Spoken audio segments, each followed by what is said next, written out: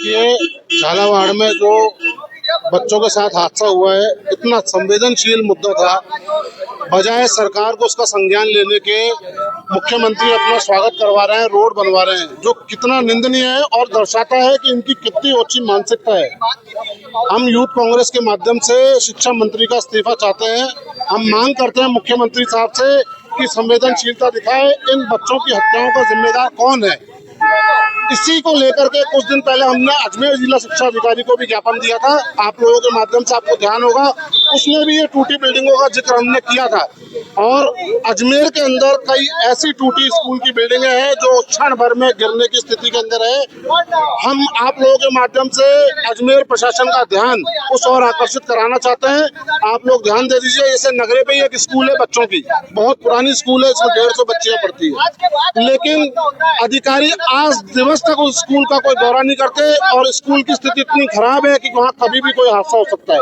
तो हम निवेदन करते हैं प्रशासन से कि समय रहते चेते। धन्यवाद।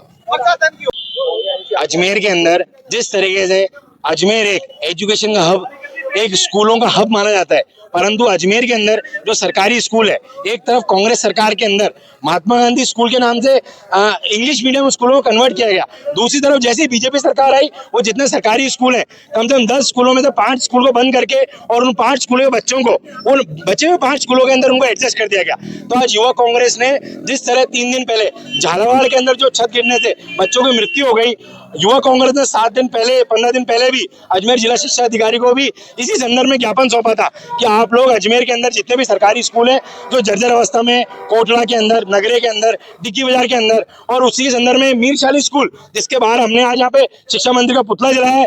तो युवा कांग्रेस मांग करती है शिक्षा मंत्री का पुतला जला के हम हमारा विरोध प्रदर्शन करते हैं, विरोध प्रकट करते हैं कि एक तरफ तो 7 बच्चों की मृत्यु हो रही है, दूसरी तरफ अगले ही दिन शिक्षा मंत्री अपना स्वागत करवा रहे, ढोल नगाड़े बजवा रहे, उस स्वागत के अंदर डांस कर रहे हैं। तो युवा कांग्रेस शिक्षा मंत्री का विरोध करती है।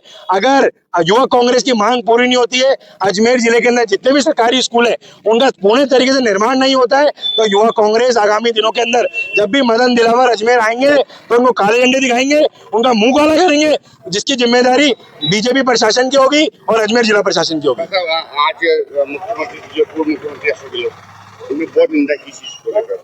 बिल्कुल, अशोक गहलोत की सरकार थी, जब कांग्रेस की सरकार थी, तो कांग्रेस की सरकार के अंदर जितने बड़े बड़े सरकारी स्कूल थे उनको कांग्रेस ने अंग्रेजी माध्यम में कन्वर्ट करे, उन स्कूलों की मरम्मत कराई, उन स्कूलों के अंदर जो भी कमी थी उस कमी पेशी को पूरी करी गई। परंतु जैसे ही बीजेपी सरकार आई, बीजेपी सरकार ने प्राइवेटाइजेशन को बढ़ावा दिया। जो सरकारी स्कूल है वो 10 स्कूलों में से 5 स्कूलें बंद कर दी और उन बच्चे में 5 के बच्चे एक ही स्कूल में एडजस्ट कर दिए गए।